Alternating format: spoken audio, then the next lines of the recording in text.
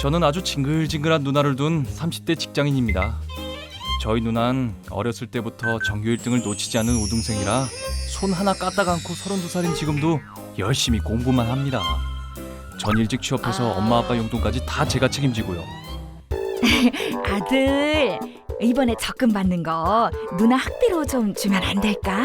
아 또? 이번엔 누나 학비야? 난 뭐 하고 싶은 거 없는 줄 알아?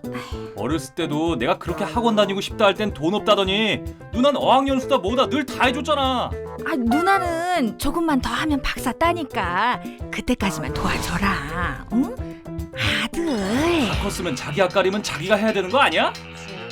주는 자식 따로 있고 받는 자식이 따로 있는 것도 아니고 이건 해도 너무한 거 아닙니까? 전 누나 뒷바라지하러 태어난 것도 아니고 말이에요. 차별당하는 것도 정도 것이지 이번엔 정말 못 참겠어요. 그런데 또 제가 부모님 안 도와드리면 부모님이 힘들어하실 것 같고 저 어쩌면 좋죠? 입장이 됐다면 과연 저런 누나를 도와줘야 될 것이냐 말아야 될 것이냐. 아우 저 같으면 바로 차용증 써야죠. 가족관계 차용증 써야 돼요. 요즘 일정액이 넘어가면 써야 됩니다. 큰일 나요. 얼마 넘어가면 써야 돼요? 네? 얼마, 근데 일정에 얼마 정도 넘어가면 써야 돼요? 제가 알기로는 1000단위가 넘어가면 써야 돼요. 1000단위 넘어가면. 그래서 정확히 써서 내가 누나 이렇게 서포트했어. 누나 박사 됐어? 갚아. 안 그러면은 나중에 이렇게 명절 때 만나면 싸우고 울고 하겠습니까? 이런 게 다 쌓여서 우는 거예요. 저는 사실 당장 끊어야 된다고 생각해요.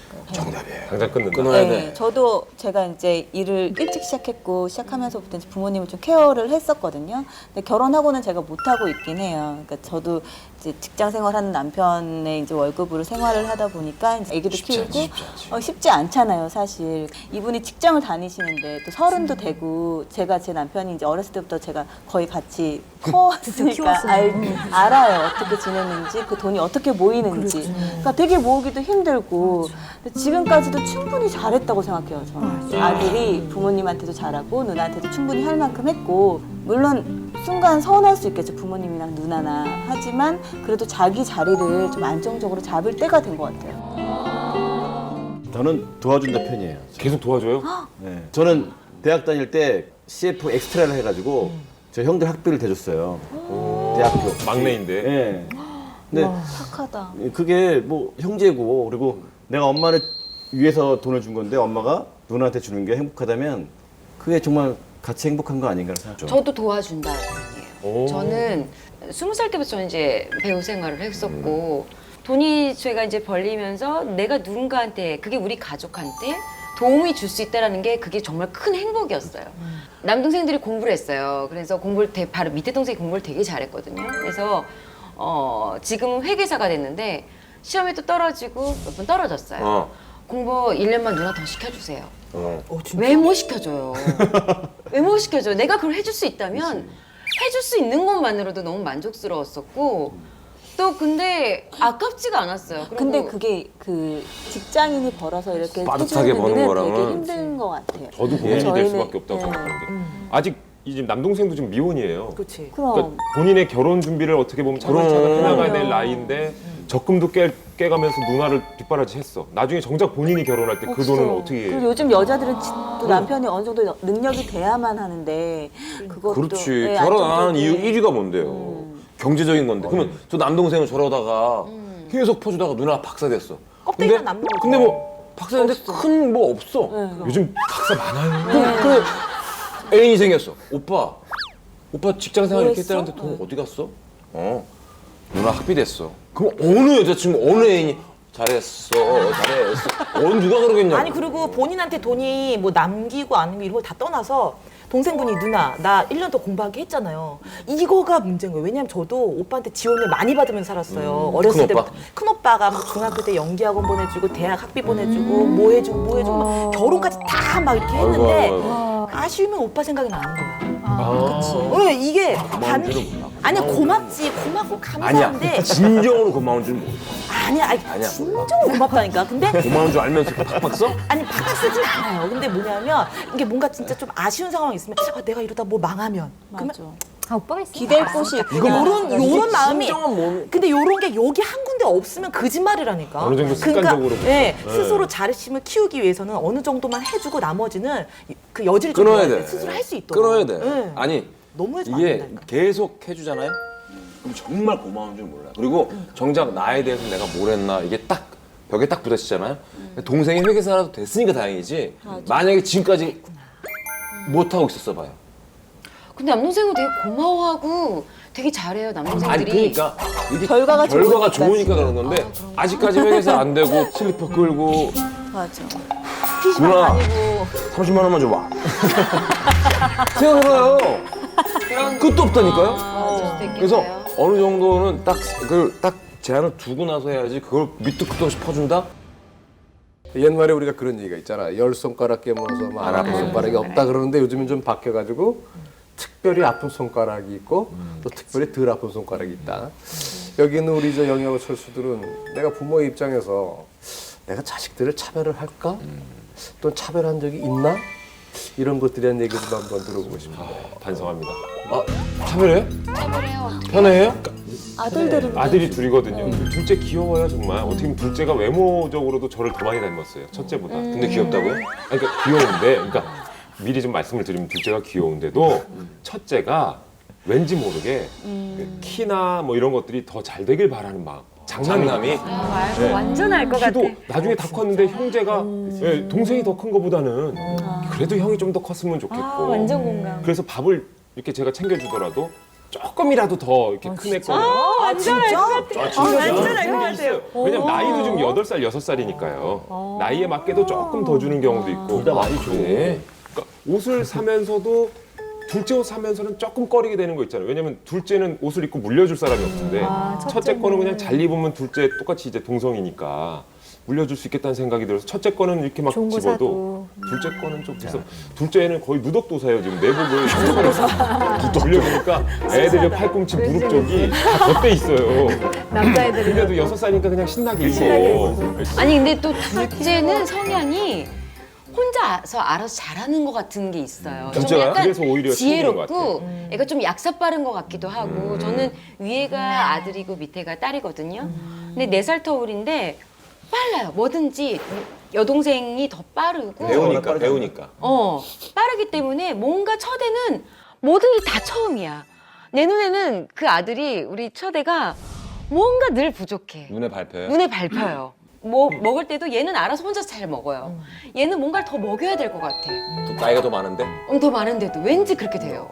신기하더라고요. 언니는 스킨십 이런 게 완전 상남자예요. 서준이 또 안 해요, 잘. 그리고 서준이는 말이 빠른데 서준이 좀 말이 느리.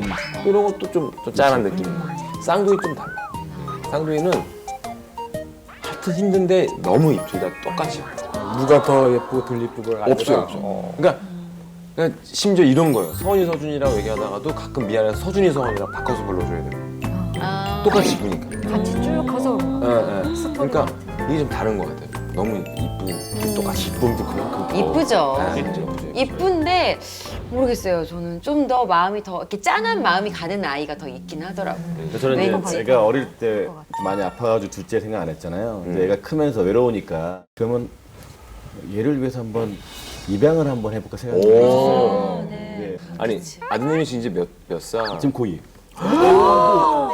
손 줘볼 때 됐네. 아이 여보세요. 좀만 더 있으면. 에이 이 사람. 근데 그런 자신감이 없는 거예요. 입양했을 때 과연 내가 친자식과 입양한 아이를 편애 안 할 정말 자신감이 있는가.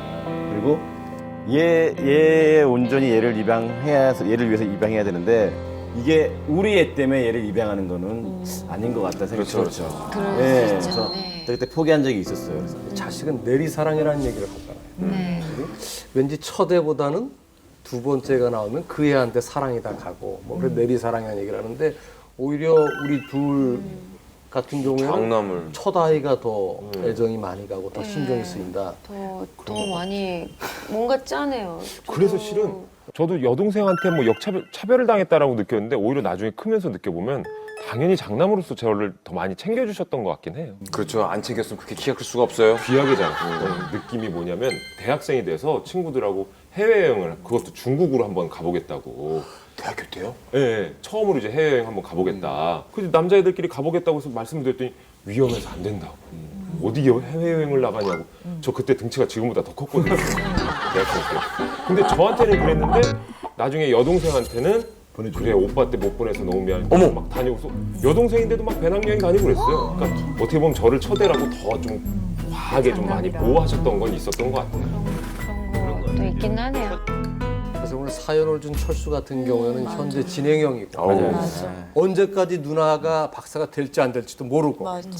지원을 해줘야 되는데 그렇다면은 우리가 철수한테 이렇게 좀 얘기를 해주면 어떨까? 정말 좋은 거는 박사까지 정말 딱 해줬어요. 근데 누나가 정말 좋은 박사가 되고 내 형을 그냥 기가 막힌 남자를 만난 거예요. 네. 기가 막히죠. 기가 막힌 남자. 잔소리해가지고 기가 막힌 남자를 만난 거예요. 만수르고. 뭐라고? 처남이 우리 와이프 박사까지 돼줬어? 이런 말도 안 돼. 이 두 기업은 자네가 맡겨. 이거 완전히 기가 막힌 거지. 너무 아침 그냥 만든 얘기인데 그냥 듣기만 해도 아니 좋아. 근데 사실은 완전히 저는 지원을 끊는 건 좀 그렇고 대신에 어머님과 상의를 하든 해서 어느 정도 한도를 딱 정해두는. 그러니까 정말 부모님께 용돈을 드린다는 생각으로 내가 버는 그러니까요. 월급에 어느 정도는 내가 그럼 계속 지원을 하겠다. 하지만 적금을 깨고 실은 막 연수를 내 돈으로 다 보내고 이거는 좀 못하겠다. 딱 선을 긋는 게 낫지 않을까. 선을 봐요. 저는 진짜 끊었으면 좋겠어요. 그쵸? 그러니까 아예? 그게 이 마음은 충분히 이해하고 뭐 주는 행복도 알겠고 저도 엄마를 좀 케어해보고 해서 알겠는데 끝이 없다니까. 네, 끝은 없어요. 그리고 결과가 좋을 수도 있고 안 좋을 수도 있고 아무도 모르는데 모르죠. 문제는 직장인이에요. 평범한 사람이 이렇게 하기에는 쉽지 않아요. 쉽지가 않아요. 정말 이건 그러니까 공감할 수 있는 사람이 되게 많을 거예요. 근데 이제 직장인이 그렇게 하긴 되게 쉽지 않아요. 정말 나중에 고마움이 여기 있다니까요. 어느새 찾게 돼요. 또 해주겠지. 해주지 네, 않을까. 약간 기대고 있는 기대치가 버려지지 않을 거란 말이에요. 요즘 그냥 이 시대에 살아오고 있는 우리 어쩌다 어른 여자분들한테 누가 소개팅을 해줘. 야 남자 어때? 너무 착해. 그래? 왜? 누나 학벌 다 됐잖아. 어? 뭐라고? 그래서 너무 착해. 너무 착해. 야 누나 학벌 다 됐어. 박사할 때까지 다 됐대. 사람 진국이야. 그래서 지는 그지야. 그러니까 그러면 여자도 누가 만나? 좋아하겠어요. 네, 안 절대 좋아요. 안 만나. 안 만나요. 아무리 잘생겨도 그렇지. 아무리 괜찮아도 여자들은 다시 한번 생각하게 돼요. 그러니까 적정선에서 끊고 모아야지. 안 그러면 윤선아 씨 큰일 납니다. 왜냐면 누나의 저 동생 인생도 망가지고 그럼 서로 가족의 맞아. 평화도 깨질 수가 맞아. 있어요. 저는 도와주자는 편이었는데 도와주지 맙시다. 제 생각에 들어보니까 이렇게 또 금방 바뀌시는 거예요? 얘기 들어보니까 도와주지 맙시다. 충분히 했네, 철수 씨가. 어떤 부분 그만해주세요. 내봅시다. 어떤 부분에서 그렇게 흔들렸어요? 뭐 우리 얘기 중에서 아니면은 그냥 그러니까 직장인이 돈을 모으기 쉽지 않고 자기 결혼 자금을 깨서 돕는 것까지는 제가 보기엔 아닌 것 같다. 아니에요. 그러니까 충분히 되게 지금까지 했어. 힘들어. 그러니까 최수 씨는 지금 이제 그만둬도 이렇게 마음의 짐을 내려놨으면 좋겠습니다. 아니 도와주지 마. 아니 저도 그만해도 될 것 같네요. 제 얘기 좀 넘어오죠. 맞아요. 제 얘기 좀 어쨌든 넘어왔죠. 설득되셨어요. 제 얘기 아니 근데 진짜 설득되죠. 아니 그 직장인이라는 그럼요. 거가 되게 굉장히 큰 커요. 것 같아요. 아니, 아니 뭐 결혼도 지금 안 했고. 근데 직장인이고 뭐 나중에 껍데기만 낳고 빈털털이다 이거 떠나서 누나 인생을 위해서 이제 그래도. 그만할 필요가 있어요. 근데 그거 너무 정말 이상적인 얘기고 정말 직장인한테는 이렇게 할 수가 없는 게 현실이에요, 진짜. 그러니까 뭐 누나 인생보다 자기가 살아야 되는 게 우선이 그럼. 될 거예요. 애기 그리고 낳고 지금 살면. 결혼을 안 했기 때문에 그럼. 우리 철수 네. 씨께서 결혼을 안 했으니까 이게 또 가능했다는 맞아요. 얘기인데 결혼하면은 이제 더더군다나 그 못해요. 가능할 수 없는 큰일 얘기인 나, 거잖아요. 큰일 나네. 그때 더 서운해질 거예요. 그쵸. 결혼했다 변했네? 뭐 이런 그쵸. 얘기 나올 거라고요. 점점 깨지는 거죠. 그럼요. 전문가로서 김 소장님은 어떻게 조언을 해주고 싶으세요? 참 어려운데요. 이거 어렵죠. 근데 이제 제 입장은 그러니까 정서적인 방어라는 개념을 말씀드리고 싶어요.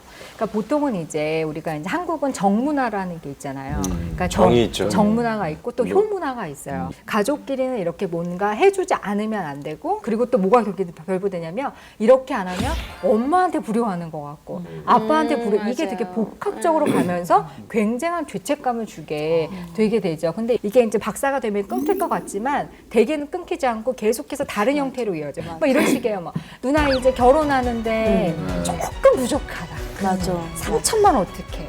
아니면 그러고 나서 나중에 결혼했죠. 매형 사업이 어떻게 맞아. 됐어? 집담보대출 좀. 그다음에 또 잘 됐어 누나가. 그럼 어떻게 되냐면 누나 애들 좀 봐줘. 여행. 뭐야? 이거 연수 뭐야? 가는데 애들을 데리고 가긴 어려워. 여행을 가는데 필요해. 이런 식으로 계속해서 아마 철수를 활용할 건데 이 판을 깰 수 있는 사람은 철수밖에 없어요. 왜냐하면 다른 당사자밖에 등장인물들은 없다는 거죠. 편안해요. 왜냐하면 바꿀 이유가 없어요. 전혀 불편하지 않아요. 네. 그리고 이렇게 계속해서 하는 건 결국 누나가 의존적인 삶을 살 수 있는 기회를 철수가 또 계속 제공해 주는 거예요. 그러니까 일면 어떤 면에서는 지금 딱 끊기는 힘들다고 한다면 뭐 그 이번에 타이밍이 그러니까 한 번은 끊어야 되는 타이밍이죠. 끊어야 돼. 그래서 저는 되게 중요한 거는 그러니까 이번에 못 끊는다 하더라도 반드시 끊어야 될 시점이 있어요.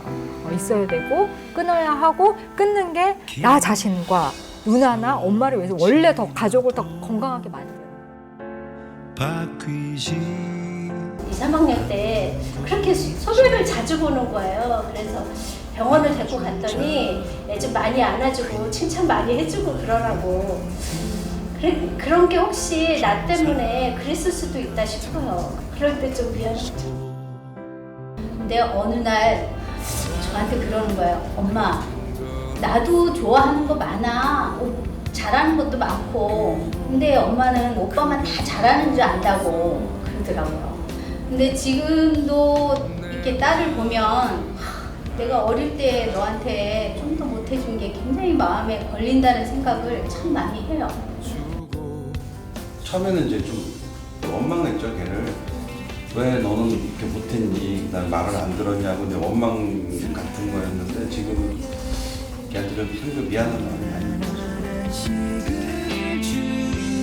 큰애가 태어날 때는 제가 좀 어려웠고요. 둘째 애가 태어날 때는 좀 이렇게 환경적으로 더 좋은 여건에서 키울 수 있었던 그 어렸던 그 시절을 생각하면 좀 살면서 큰 산을 넘어야 할 때 나 혼자 제 자신인데 아들도 잘 살길 바라고 딸도 잘 살길 바라겠지. 나만 그러냐. 모든 부모들 다 그럴 거예요. 어느 자식이든 안 좋은 일 생기고 하면은 마음이 똑같이 쓰이고 아플 것 같아요. 아롬이 다롬이라고 이 자식마다 다 특색이 있기 때문에 그냥 그 누구든 자신이 다 똑같다고 생각을 해요. 그 우리 딸이 사실은 초등학교 2학년 때 그 생각지도 않은 뇌종양이라는 병이 왔어요. 그래서 어렸을 때 그 뇌수술을 해가지고 그 지금 이제 완쾌돼가지고 건강한 모습인데 사랑하는 연주에게 아버지는 내게 감동을 느낄 때가 있어.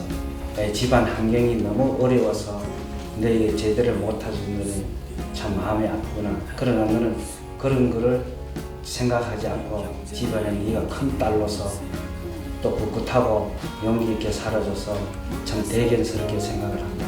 마음 넓은 딸로 커줘서 엄마 너무 고맙고 감사하고 사랑한다. 어릴 때 너 많이 부려먹어서 많이 미안했고 그리고 커가면서 동생도 잘 돌봐주고 직장생활 열심히 해줘서 고마워. 잘 커져서 고맙고 앞으로도 큰 어려움 없이 잘 살았으면 사랑한다. 사랑해. 사랑한다. 사랑해. 사랑한다. 건영아, 장성아 사랑해.